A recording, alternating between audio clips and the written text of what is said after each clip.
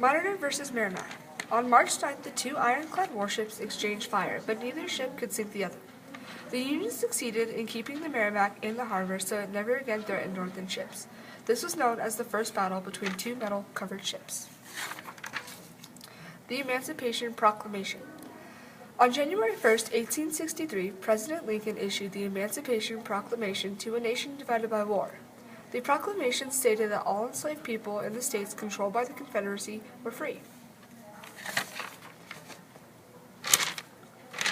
African Americans were allowed to fight for the Union. Some African Americans were captured by Confederates and executed.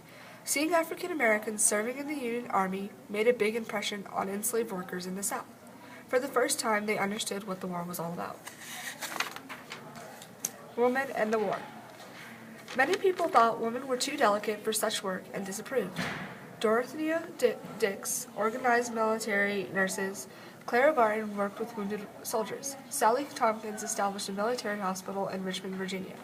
These women and many others performed a valuable service under difficult conditions. Opposition to the war. It was harder to find volunteers for the military.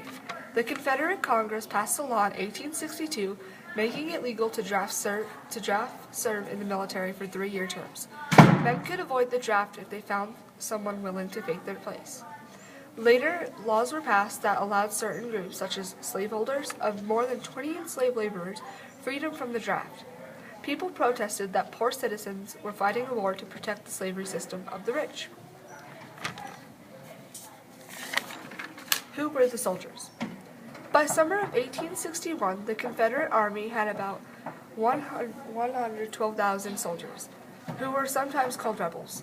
The Union had about 187,000 soldiers, or Yankees as they were also known.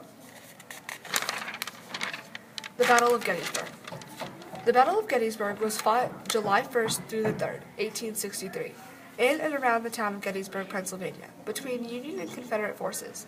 This was a major turning point for the North. Stonewall. General Thomas Jackson was holding out heroically like a stone wall, becoming known thereafter as Stonewall Jackson.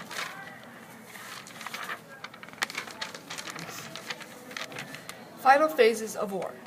Lincoln called Grant into a plan called Total War. His army marched to Savannah, Georgia, living off the land and anything else they could find along the way. On its way through South Carolina to meet Grant's troops in Virginia, Sherman and his army destroyed everything in their path. Victory for the North. In April 1865, the Confederates broke lines and Lee withdrew his troops. On the same day, they also lost their capital, Richmond. They burned the city so that the Union had nothing to control. Lee surrendered in Virginia at the Appomattox Courthouse by Haley Leonard and Michaela